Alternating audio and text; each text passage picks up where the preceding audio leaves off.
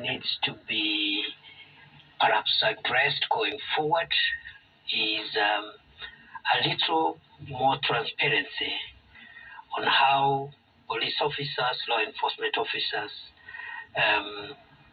make a decision on arrests and how that arrest should be executed.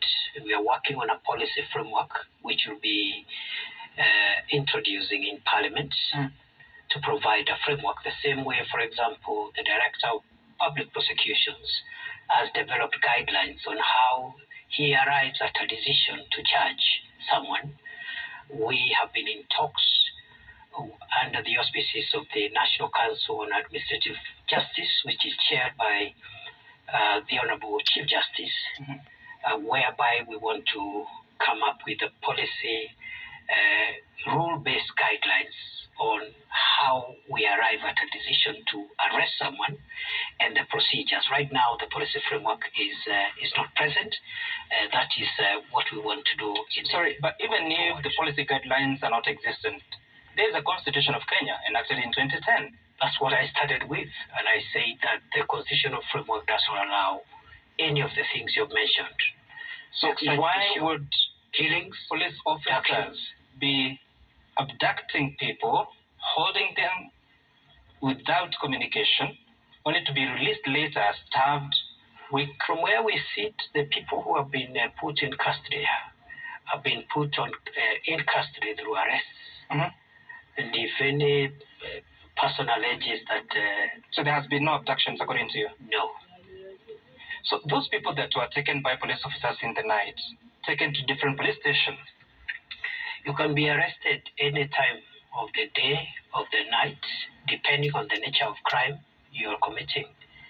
If you are, for example, planning, and I'm not saying in this case, I'm just giving hypothetically, if you are planning a terror attack, we don't wait for sunrise to arrest you.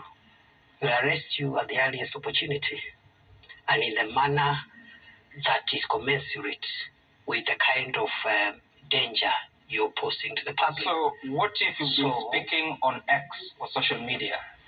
It depends on what you're saying. Maybe you're inciting anarchy. You're inciting people to desecrate the emblems of our national sovereignty. How should such a person be arrested?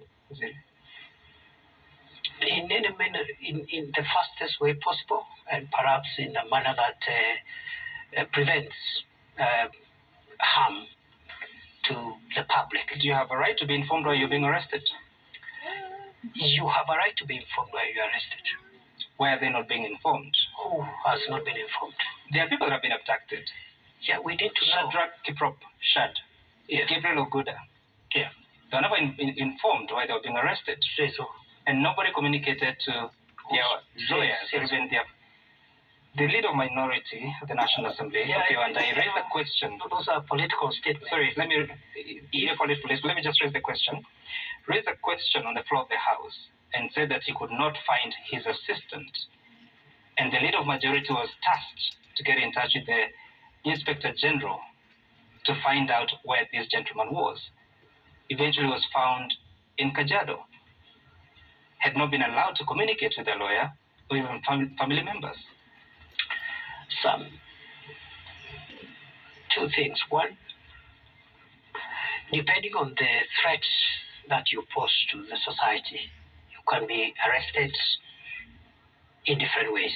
Number two, if your rights have been violated in the process of arrest, detention, or in law enforcement, in the law enforcement space, you have a right to redress. It's as simple as that. Let's not complicate the matter. And is there a right to go to petition, or you are assured of it by the Constitution even before your arrest? I have not used the word petition. I said if your rights are infringed, and in which case we will not rely on one side of the story. We want to hear the story of the person being arrested and the story of the arresting officer. That's why you have judicial systems. So any person whose rights have been violated have a right to redress, and I think it's as simple as that. I'll read you a statement, just an example of a statement from the Chief Justice herself and the President of the Supreme Court, which is where people would go to seek justice, that is, at the judiciary. And she was saying that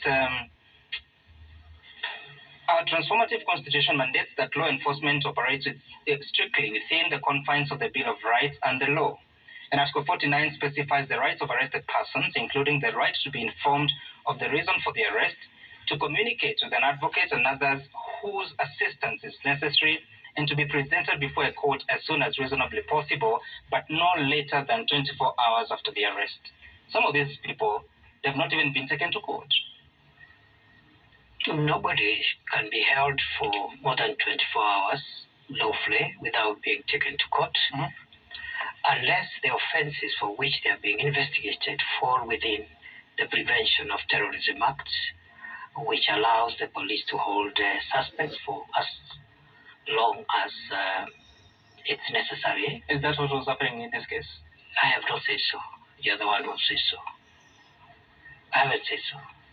They were held for more in than a 24 person, hours. it's simple, Sam. If somebody has been held in custody for more than 24 hours, what they should do is to go to the nearest court and apply for orders called habeas corpus, which is an order to produce the body of a missing person. That is first year law. So what is the responsibility on the side of the Interior Ministry, but also the police? Our responsibility is to ensure, first, that the country is safe and secure.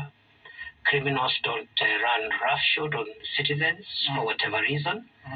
That whatever disputes, including political disputes, are processed in an orderly manner. And that if there are breaches within the law enforcement space, those breaches should be redressed. And if anybody doesn't trust, for example, the police, we have oversight accountability mechanisms, including IPOA, including Kenya National Commission for Human Rights, which is a government body.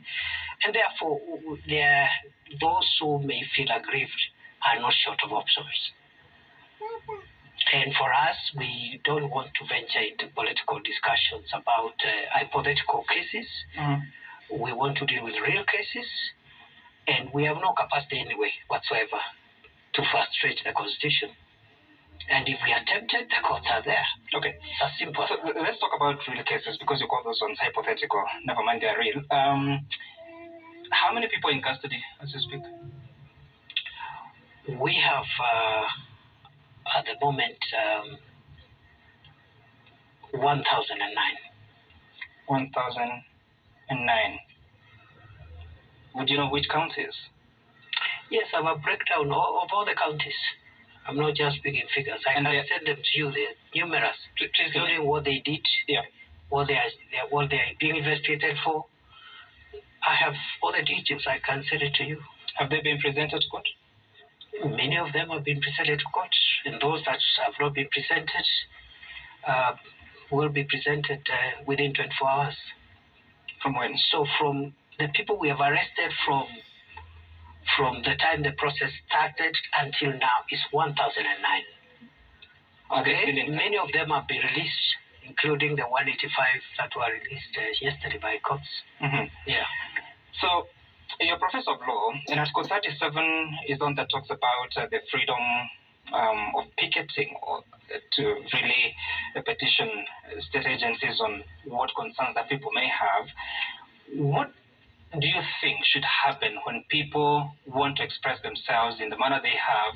Because even when the first demonstrations happened, which was on the 18th of June, they were extremely peaceful, but still there was reaction by the police with tear gas canisters to disperse the crowds.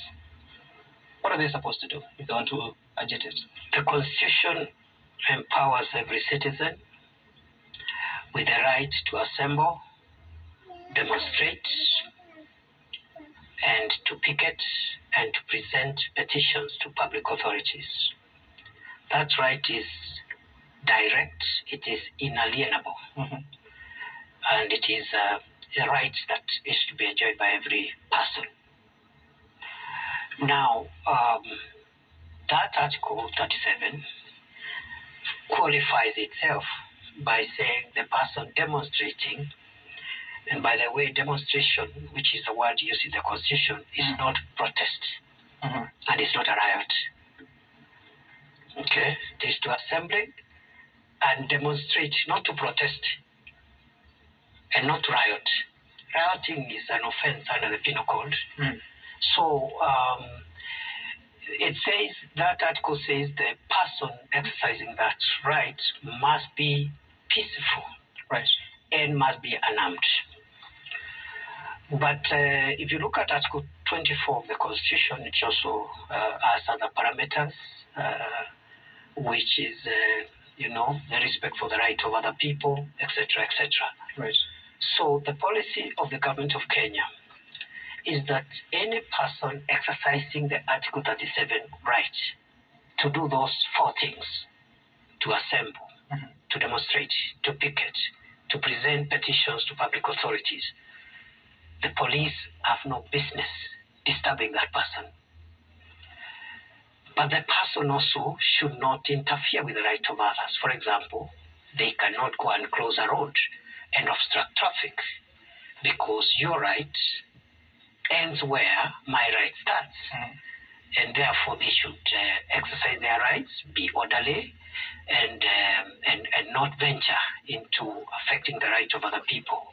And so long as people are exercising their rights, we have made it very clear. I've spoken to the IG many times, and we're in concurrence that it would be unconstitutional and unlawful to interfere or even provoke peaceful demonstrators who are exercising their freedom to have divergent opinion. But is that not what we have been having? The answer is no. What we have been having is the invasion of the space to demonstrate and to picket by opportunistic politicians who are mobilizing criminals to hurt people and loot their property. When did that happen? It has happened every other time. Please give me a specific date. And what I need all the time. When was there a peaceful demonstration in Kenya? 18th of June, 2024. Yes. And people expressing themselves against the finance bill. Which people? The people on Were the you street there? in Nairobi. Were you there? We covered them at Citizen Civic.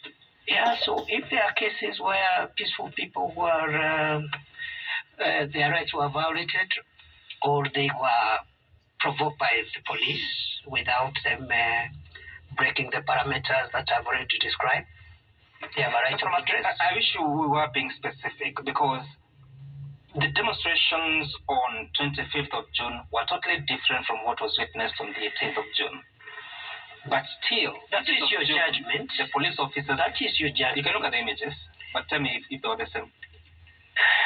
You see, a police officer who throws tear gas or starts beating people who are just peacefully walking violates the law. They should be prosecuted. It's as simple as that. That's it. That's the policy position. Has any of them been arrested or being investigated for that? Many. How many? You may want to check with IPOA.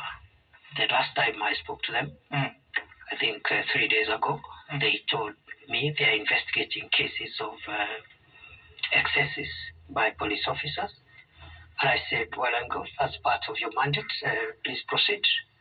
So when you spoke to the IG and told him that they cannot interfere with Article 37, do you think there's been adherence to that? Largely, as I said at the beginning, there has been largely adherence by many officers. Some of them have been provoked to very great extent by protesters.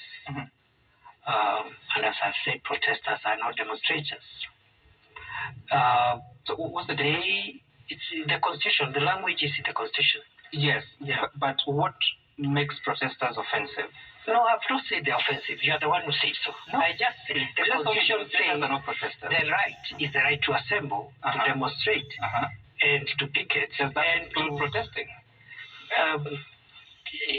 I wouldn't think so. So what is the problem, Waziri? There's no problem. There's no problem. You see, you're saying demonstrators are not supposed to be protesters? No, I said any person exercising their right within the four the 4 words used in Article 37 as protection by the Constitution. So, and number 2, I'm saying any law enforcement officer who interferes or tries to hinder a person operating under the Article 37 rights when they are peaceful and unarmed has violated the law and has dealt with accountability. Okay. Let's move on to 25th of June 2024, and that is the breach of Parliament. And there had been activity on the streets of Nairobi. There had been demonstrations. There have been and therefore trace the holder of that gun is a process. I have not said those who shot dead. I said those who can be seen on cameras shooting, pulling the trigger. Do you know them? I'm asking you who are they, because they are hooded. They are being investigated. I've told you files have been opened on every incident of shooting. Was there a cabinet secretary? Yes, I am. You don't know who those people are? But I'm not a police investigator. I'm sure even the IG doesn't know. He's waiting for the process to be completed. That's why we have a DCI. Is there a possibility that the people that are protecting Parliament are not police officers? Nobody has the authority to exercise police powers if they are not police officers.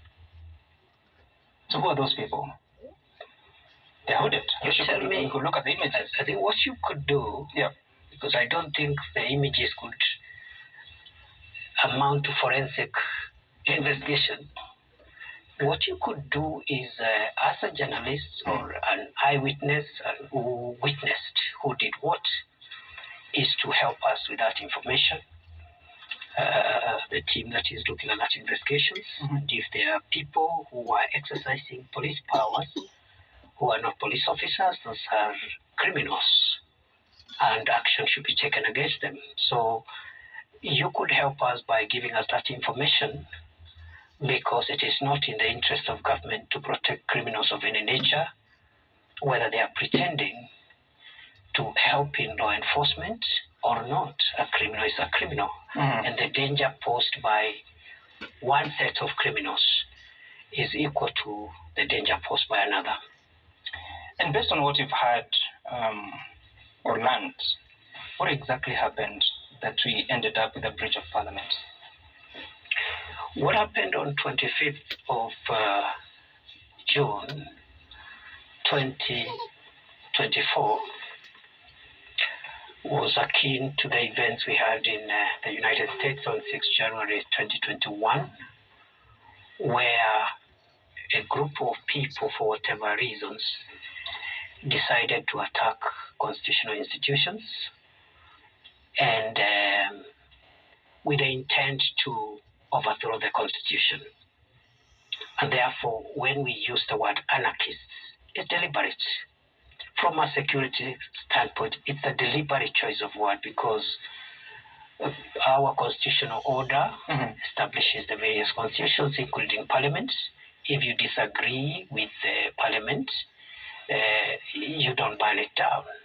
So what happened is that some criminals attempted to bring down Parliament, and in the process, we had to stop it, because allowing criminals to overrun Parliament amounts to overthrowing the Constitution. How did you stop it? In the manner in which you saw. You told me you were there. That's how we stopped. I'm asking you, you're the Cabinet Secretary. Yes, that's what I tell you. In the manner in which you saw. How did you stop it? We stopped it the way you saw it. Because that's why it didn't succeed. How did you stop it, Waziri? We prevented it from completing itself. How so? Yeah, by resisting criminals. What does that mean? Exactly that. Just frustrating a criminal so that he doesn't succeed. People are killed. There was loss of life, and an account will be given on every death that happened on that day or any other day. That is the law. And you don't know who killed people there? Investigations are ongoing. But you stopped it? We stopped what? You said you stopped? Not me. It's law enforcement. Those are your words, Waziri. I'm quoting you. I'm speaking for government. Government is the interior minister. The police falls under my docket. Yeah, when I said we stopped, it is not me who was in parliament. Exactly. That's what I mean. Yeah. Yeah. So, to the people that were killed, specifically there, because you said that you gave justice, you'll account for each and every person that was killed. And now you're saying you had to stop it. What does justice look like for such kind of people? It looks like I've just told you. That if a person who attempts to overthrow the constitutional order for whatever reason, it is the responsibility of the national security organs to stop the desecration, invasion of institutions. And therefore, in between, the Constitution applies. If in the process of enforcing and defending the Constitution, there are excesses, the courts are there, and accountability for both police officers and other people. As I've told you, in a crowd, a gun could be shot by any person, including criminals, including police officers. So it is only fair that we be patient. I have seen some of the ongoing investigations. There is always a postmortem report, and in that postmortem report, there is a government pathologist, but also there is independent doctors, including the independent medical legal unit, which has been in every of those postmortems, including the one I gave an example earlier. So I think there is no cause to worry in terms of accountability, and nobody will be shielded. And this government has no business protecting anybody, including a police officer who applies their weapons outside the law of our country. It's as simple as that. Do you feel any regret that some of those people, especially just right outside Parliament that were killed, were actually unarmed? Some of them were carrying a flag. Did they deserve to die in such a manner? Again, I don't want to preempt ongoing forensic work. I wouldn't want. But now that you are interested in hypothesizing, in what your hypothesis, the hypothesis you're presenting, if it becomes truth, would expect not just regret. I would expect very severe punishment on any person who applies themselves in that manner. It is unlawful. It is unconstitutional. It cannot be tolerated in a democracy. The same way disagreements of a political nature or whatever nature cannot be a guarantee for someone to overrun constitutional institutions. In the same light, it is unconstitutional to use force, including by police officers, outside the Constitution and the law. All right, Professor Kindiki, we are not done. We'll still come back with more